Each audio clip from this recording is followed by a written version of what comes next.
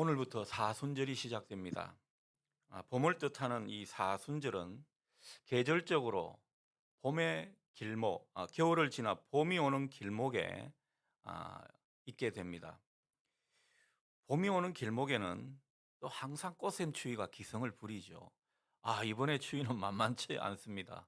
그러나 여러분, 이미 봄이 들어선 입춘이 지났고요.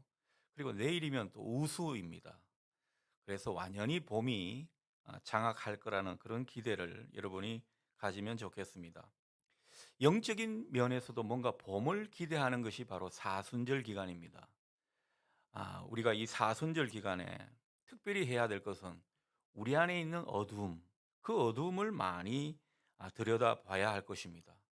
그래서 내 영혼이 어둡지 아니한가 이 말씀처럼 내 영혼이 어두운 부분을 이 말씀의 빛으로 조명하여서 그것을 비추고 드러내는 그런 기간이 바로 사순절 기간이라고 할 수 있겠습니다.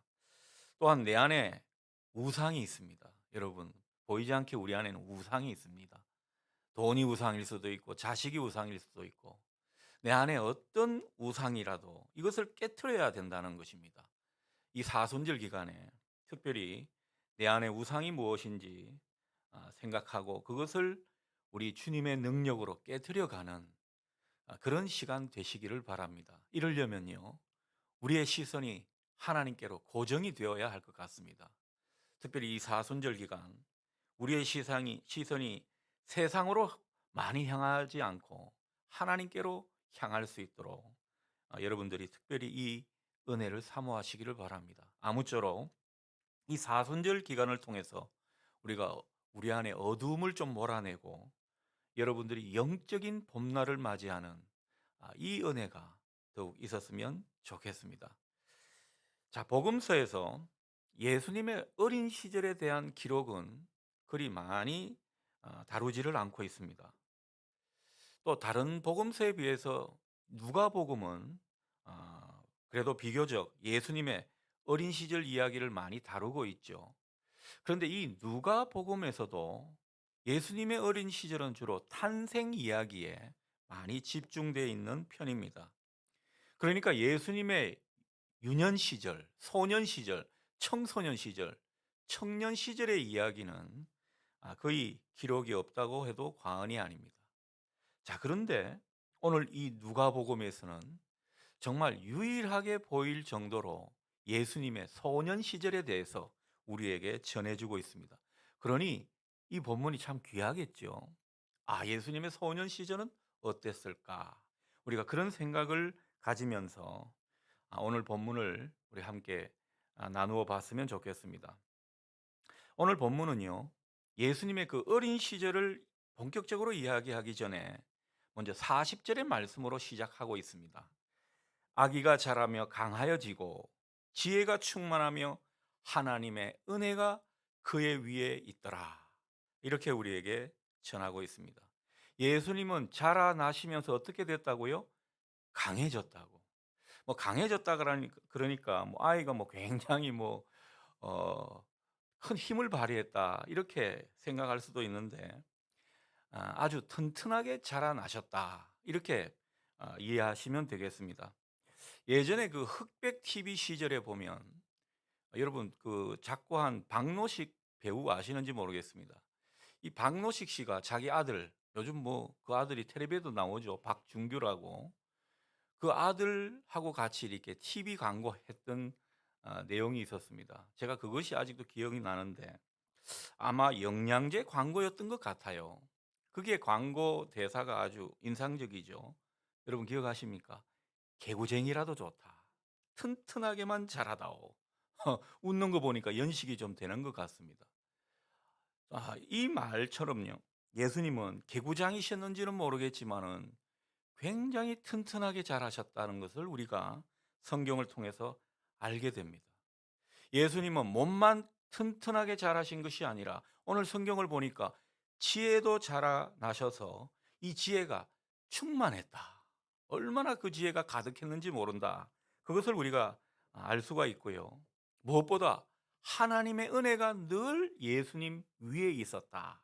그것을 우리에게 분명히 전해주고 있습니다. 여러분, 이것을 보면 우리가 아이를 키울 때 무엇을 중요하게 생각해야 되는지 그것을 잘 알 수가 있습니다. 여러분, 자식 키우는데 무엇이 중요한지 한번 생각해 보십시오. 요즘 뭐 조기 교육이라고 해 가지고 아이한테 뭐 어릴 때부터 뭘 자꾸 많이 주입시켜 가려고 하고, 또 빨리빨리 뭐 아이가 이 학습하도록 그렇게 조바심을 내는 부모들이 많은데, 여러분, 자녀를 키울 때 무엇이 중요하다고요? 튼튼하게 자라는 것을 소원하고 기도하는 것. 이게 참 중요합니다. 그리고 무엇보다 우리 아이들이 지혜가 있어야 된다는 거죠. 여러분, 세상 공부는 뭐 지식은 더할지 몰라도 이 지혜를 잘하게 하지는 않습니다. 이 지혜가 있어야 된다는 것, 그 가운데 하나님의 은혜가 늘 충만한 이런 아이로 키우는 것, 여러분, 우리 모든 믿는 가정에 소원이요 기도 제목이 되어야 할 것입니다. 여러분의 자녀들, 이제는 뭐 여기 다 보시니까 다 손주들, 그런 손주를 키우는 것을 여러분 소원하십시오. 뭐 자식 농사는 제대로 못했다 하더라도 이 손주 농사만큼은 제대로 해 달라고 그렇게 소원하면서 우리 주님 붙드십시오. 주님께서 놀라운 역사를 일으키실 겁니다. 여러분, 구원의 역사는요, 우리가 뭐 예상한 대로 다 되는 건 아니지만은 이 큰 반전이 있더라는 거죠. 이번에 명절에 저희 어머님을 잠깐 뵀는데 어머님도 그러시더라고요. 나는 이 세상에 가장 행복한 게 자네가 목사 된 거요." 이렇게 이야기를 하시더라고요. 목사가 될 줄 몰랐던 때도 있었던 겁니다. 그만큼 기도하는 것이 전혀 이루어지지 않고 엉뚱한 방향으로 흘러갈 때 얼마나 마음을 졸였는지 모른다는 거죠. 그러나 하나님의 구원의 역사, 하나님의 그 능력의 역사는요, 우리의 기대와 또 조건과는 다르지만 반드시 이루어진다는 것, 여러분 믿으시고 기도하시기를 바랍니다. 이제는 자식들뿐만 아니라 미래에 태어날 손주들을 위해서 여러분 기도하시면 좋겠습니다. 자, 예수님은 12살이 되어서 처음으로 예루살렘에 올라가셨죠. 유대인들은 유월절을 포함해서 이 3대 절기, 이때는 다 이 예루살렘의 절기 예배에 참여하게 되어 있었습니다. 남자들은 13살부터 이게 다 종교적인 의무가 되어서 참여해야 됐었는데, 예수님의 가족이 이렇게 예수님 나이가 12살 된 때에 이렇게 예루살렘에 올라간 것을 보면 아마도 13살 되기 전 이렇게 의무로 해야 되는 그 종교적인 의무가 생기는 그 직전에 아마 예행 연습 내지는 사전 교육 차원에서 이렇게 명절에 예루살렘에 올라간 것 같습니다. 그냥 13살이 되면 그냥 자연히 뭐 아무런 특별한 연습 없이 올라가면 되는 것이거든요, 그 나이에 맞춰서. 그런데 이렇게 예행 연습을 하면서까지 예루살렘을 방문하고 있는 모습입니다. 그리고 절기가 되면 남자들이 어 참여하는 것이 의무였는데, 예수님의 부모는 매년 이렇게 함께 절기 예배에 참여하는 모습입니다. 이게 정해 놓은 법 더 이상으로 뭔가를 하고 있는 이런 모습을 보게 되는 것이죠. 여러분, 예수님의 부모가 얼마나 예배를 중요하게 생각했는지 우리가 느끼게 되는 것입니다.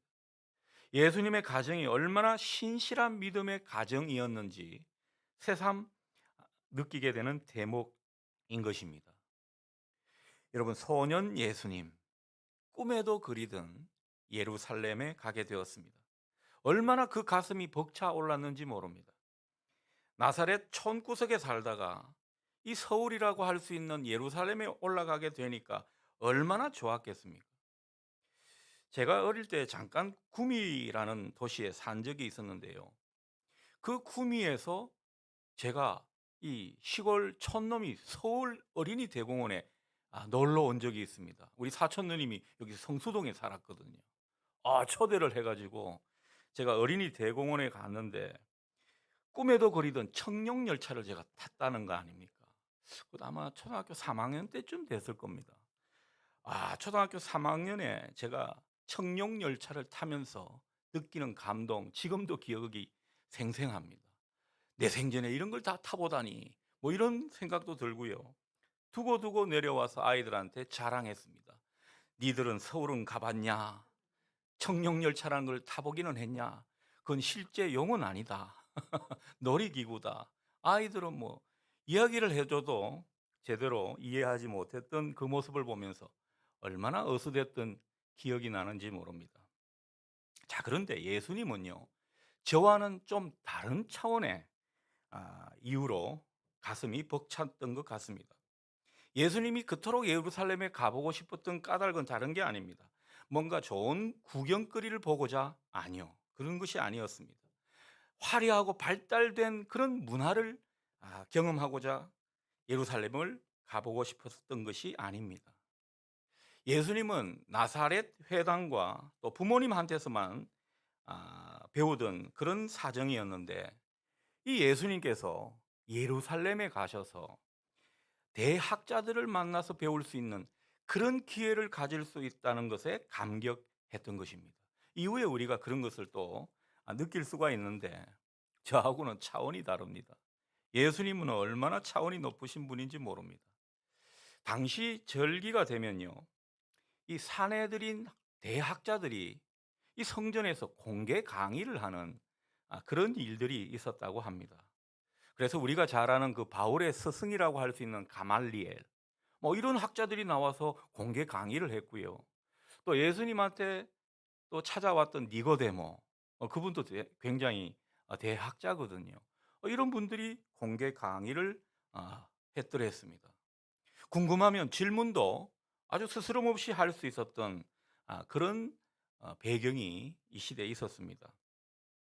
소년 예수님께는 이게 얼마나 좋은 기회였는지, 얼마나 감격스러운 일이었는지 모른다는 것입니다. 자, 절기가 끝날 무렵이 되었습니다.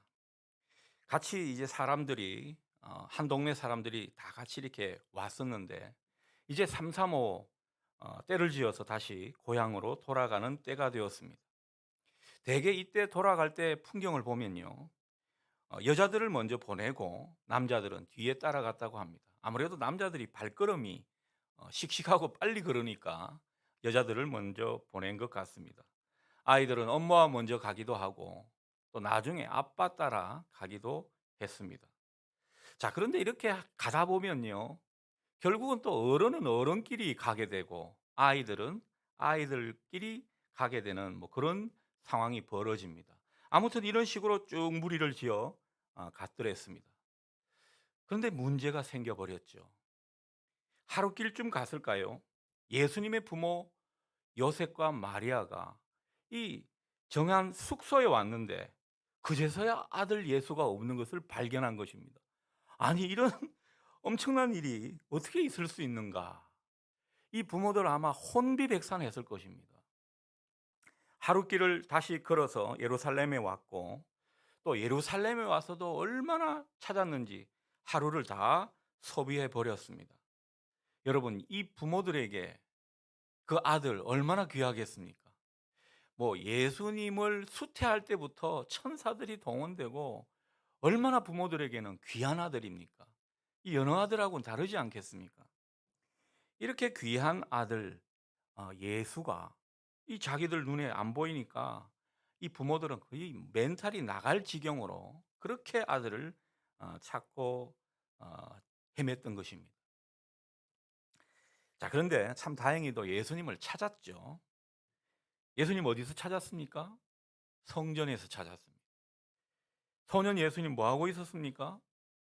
성전에서 대학자들의 강의를 듣느라 거기에 온통 정신이 팔려 있었습니다. 46절을 보니까 예수님은 이 선생들 가운데 앉아서 그들의 말을 듣기도 하고 그들에게 묻기도 하는 그런 모습이었다고 성경이 전해줍니다. 굉장히 열심히 배웠다는 그런 모습을 우리에게 전해주는 것입니다.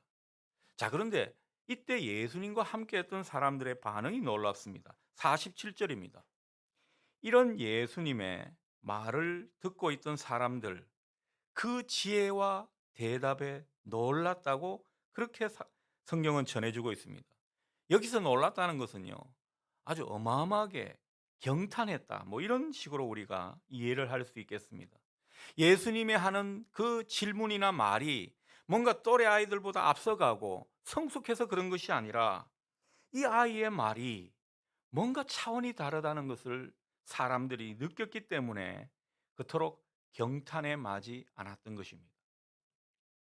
자, 놀란 것은 예수님의 말을 경청했던 그 사람들만이 아니었습니다. 예수님의 부모도 무척 놀랐습니다. 아들이 무사한 것을 보고 안도한 것은 잠시고, 이 자기 아들이 유명한 그 대학자들과 대화를 주고받는 그 모습, 얼마나 놀랐는지 모릅니다.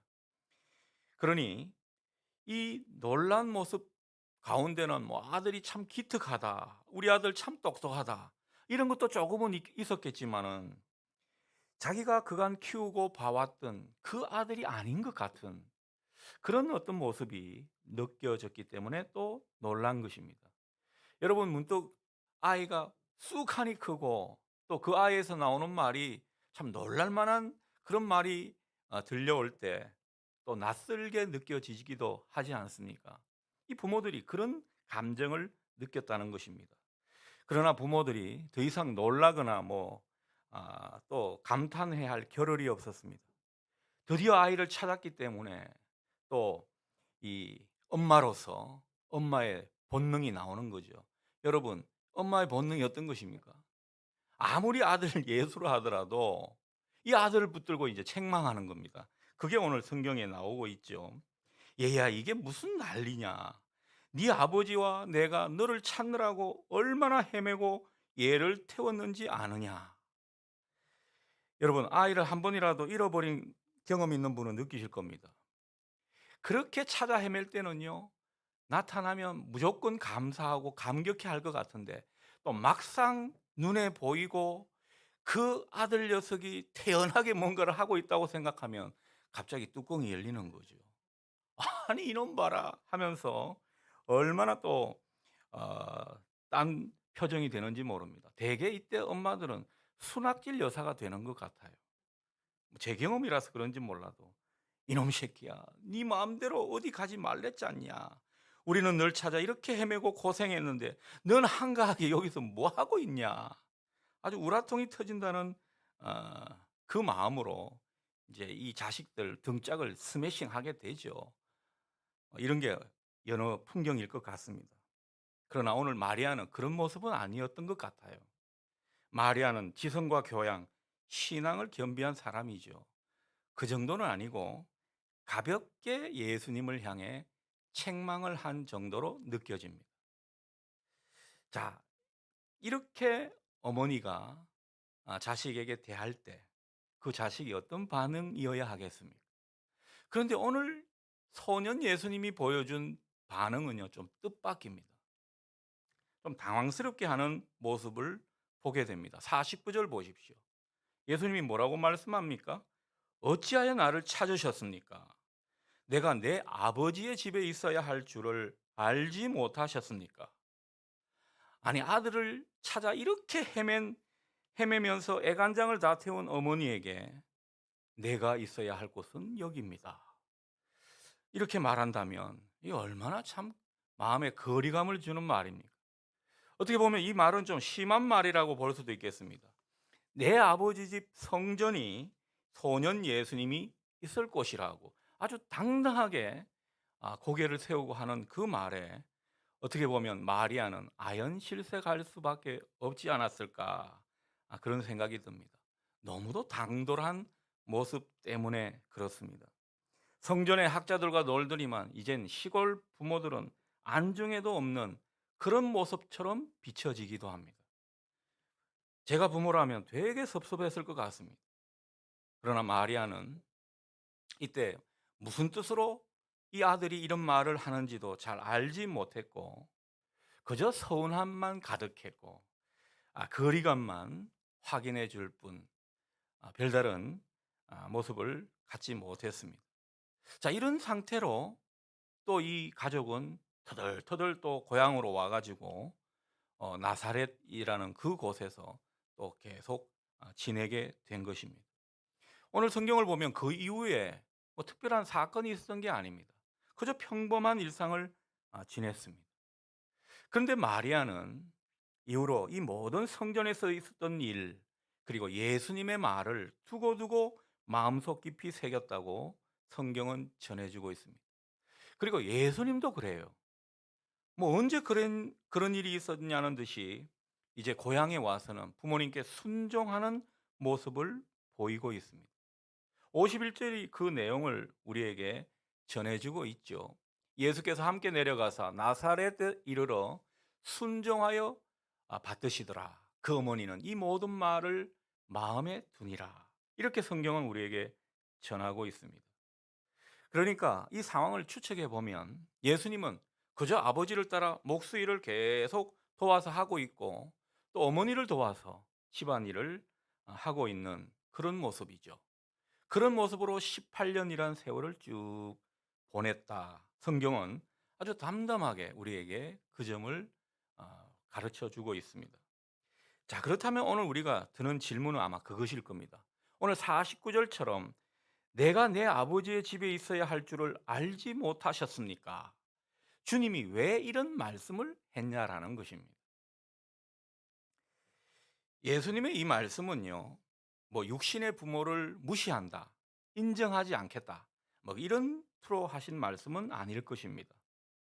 다만 이 말씀을 하실 때 예수님께서 이 성전에 방문하신 이후로 굉장히 자의식이 두텁게 생긴 것 같습니다. 그래서 예수님 존재 근원에는 하나님 아버지가 계시다는 이 사실을 지금 부모들에게 일러주고 있는 것이죠. 아마 마리아나 요셉 같은 경우 예수님 태어나실 때 그 많은 것들을 경험했지만은 또 이 십수년의 세월이 지나고 보면요, 그런 하나님의 사건이 또 잊혀질 만한 그런 개연성도 우리가 어렵지 않게 생각해 볼 수 있습니다. 자, 그런데 예수님의 그 강한 자의식이 생기면서 나는 하나님의 아들이고 장차 메시아로 하나님이 주신 그 사명을 감당할 자다, 이걸 깊이 깨닫고 그것을 고백한 것입니다. 이 마리아는 당시에 예수님의 이 말 뜻을 제대로 알지는 못했습니다. 그러나 두고두고 생각해 보니까 그 말의 진의를 깨닫게 된 것이죠. 그래서 성경은 두고두고 마음에 새겼다, 이런 투로 우리에게 말하고 있는 것입니다. 예수님의 정체성을 잊어버린 듯한 그 육신의 부모들에게 그 정체성을 일깨워주는 그런 말씀을 예수님이 하신 것입니다. 예수님이 이 12살 때에 성전에 방문해가지고 그 대학자들과 토론하면서 결국 자의식이 생기고 자기 정체성에 대해서 분명히 깨달은 이후로는 한 번도 하나님을 잊은 적이 없다고 성경학자들은 말하고 있습니다. 이때부터 예수님은 자기 정체성을 분명히 세우고 살았다라고 우리가 알 수가 있겠습니다. 그런데 그 이후로 18년의 세월이 흘렀습니다. 그만큼 하나님의 때를 기다린 것이죠.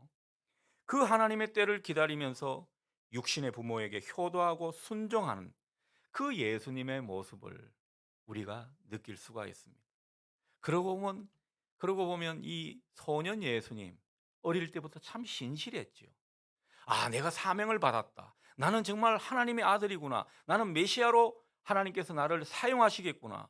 그런 것을 강하게 받았음에도 불구하고 이후에 오랜 세월을 기다렸다는 거죠. 하나님의 때를 보았다라는 것입니다. 우리가 똑같이 먹고 마시고 살고 있지만 어떤 사람은요, 내가 누군지 제대로 알고 살고 있고, 그리고 나의 정체성을 분명히 해 두는 가운데 하나님을 결코 잊지 않고 사는, 그래서 하나님의 뜻을 늘 기억하며 사는 이런 인생이 있습니다. 한편 이 모든 것을 잊고 사는 인생들도 있습니다. 인생은 이렇게 두 갈래로 나뉘는 것 같습니다. 여러분, 예수를 믿는다고 우리가 신앙을 가졌다고 해서 늘 하나님을 기억하는 것은 아닌 것 같습니다. 우리의 일상을 살아가는 모습을 이 뭐랄까 돋보기로 들여다보는 것처럼 들여다보면요, 우리가 하나님을 잊고 살 때가 더러 많은 것 같아요. 여러분, 오늘 주님이 소년 예수님이 보여준 모습은요, 하나로 요약하자면 내가 누구인지를 분명히 알고 살았고 결코 하나님 아버지를 잊지 않고 하나님 아버지와 나의 관계를 잊지 않고 사셨다라고 생각할 수가 있겠습니다. 여러분, 이렇게 사는 사람은요, 힘이 있습니다. 인내할 수 있습니다. 때를 기다린다는 거죠. 하나님 아버지와 내 존재됨을 잊지 않고 사는 이 모습, 우리의 모습이 될 수 있기를 축복합니다. 우리가 하나님과 내 존재를 잊고 세상 일에만 그저 골몰에 살게 되면요, 우리 영혼은 필시 연약해집니다. 아주 허약해집니다. 틀림없습니다. 우리 삶이 풍성해지지 않습니다. 때로는 굉장히 곤고한 것을 느끼는, 메마른 심령을 느끼는 그런 인생이 되고 말 것입니다. 우리가 하나님을 잊고 사는 그 가운데 우리는 하나님을 기쁘시게 하는 인생으로 나아가지를 못하는 것입니다. 그러기 위해서 우리는 끊임없이 하나님을 잊지 말아야 하겠습니다. 하나님을 늘 기억해야 된다는 거죠. 여러분, 하나님을 잊지 말고 하나님을 늘 기억하라고 우리에게 주신 선물이 무엇입니까?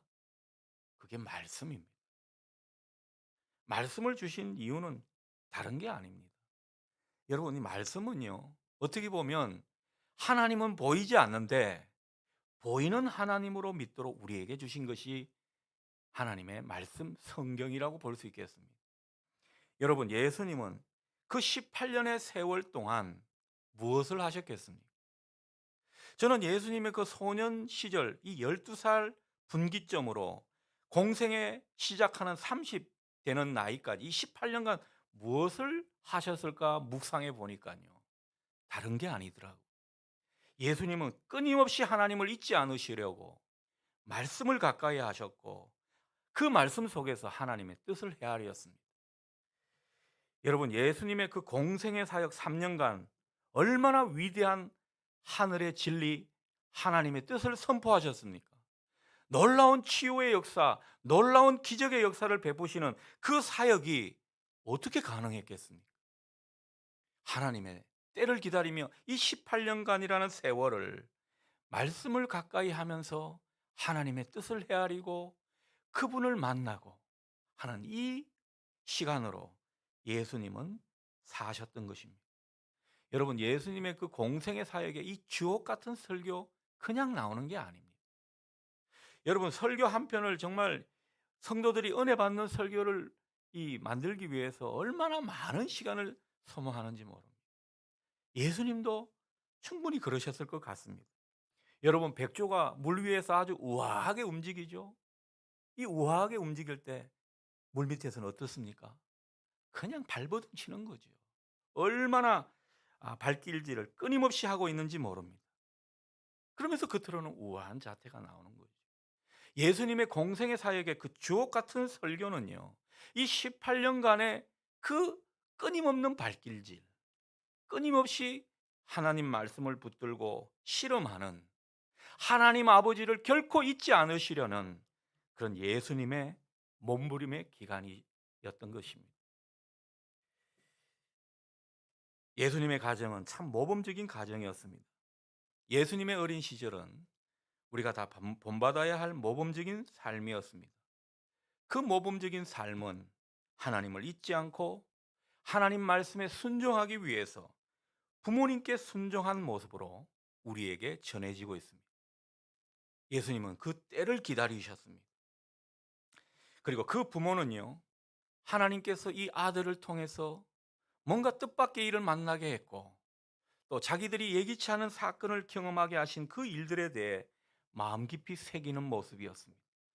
하나님을 헤아린 것이죠. 자식도 하나님을 헤아리고 부모도 하나님을 헤아리는 이 모습이 마주한 것이 바로 예수님의 가정이었습니다. 그러니 예수님의 가정 40절처럼 하나님의 은혜가 그 위에 있지 않았겠습니까? 우리가 자연적으로 하나님의 은혜가 그 가정 위에 드리워져 있다는 것을 느낄 수가 있습니다. 그래서 이 예수님, 소년 시절 예수님 이야기의 결론은 52절에서 우리가 확인하게 됩니다. 우리 52절 말씀 다 같이 읽을까요? 52절 예수는 지혜와 키가 자라가며 하나님과 사람에게 더욱 사랑스러워 가시더라. 아멘. 여러분, 하나님의 은혜가 있으니까요. 지혜가 자라나고 또 하나님께도 사람들에게도 사랑을 많이 받는 그런 모습이었다고 오늘 이야기의 결론을 내고 있습니다. 하나님 말씀을 붙잡고 그 말씀을 배우려고 하는 사람, 그 말씀과 씨름하는 사람은 은혜가 있는 줄 믿으시기 바랍니다. 하나님의 은혜가 그 인생 가운데 드리워진다는 거예요. 이 은혜의 열매는 어떤 것입니까? 지혜가 있다라는 거죠. 지혜가 충만합니다. 그래서 판단에 착오가 없습니다. 판단에 실패를 잘 하지 않는다는 거죠. 무엇보다 하나님에게서 사랑을 많이 받습니다. 사람들에게도 사랑과 존경을 많이 받게 되더라는 거죠. 말씀을 배우면서 여러분 진실하게 살아가면, 그 말씀을 바탕으로 진실하게 살아가면 사람들에게 사랑받지 않겠습니까? 오늘날 이 한국 교회가 세간의 미움을 받고 사랑을 받지 못하는 모습입니다. 무엇으로 돌아가야 할까요? 우리가 말씀을 정직하게 배우고 신실하게 살아내는 그 모습 위에 결국 세간의 사랑은 다시 회복될 줄 믿습니다. 지금은 뭐 교회를 욕한다 하더라도 언젠가는 이 땅에 떨어진 영광이 다시 한번 회복될 줄 믿습니다. 바벨론, 이스라엘 백성들이 바벨론의 포로로 갔다가 다시 귀환했듯이 하나님의 회복의 역사는 반드시 있게 되더라는 것입니다. 우리가 이 기대를 갖고 이 소원을 갖고 사순절 기간을 새롭게 맞이했으면 좋겠습니다. 여러분, 다른 것에 초점을 두지 마시고 조용히 말씀을 배우고 깨달으며 진실하게 사는 법을 깨우칠 수 있기를 주님의 이름으로 축원합니다.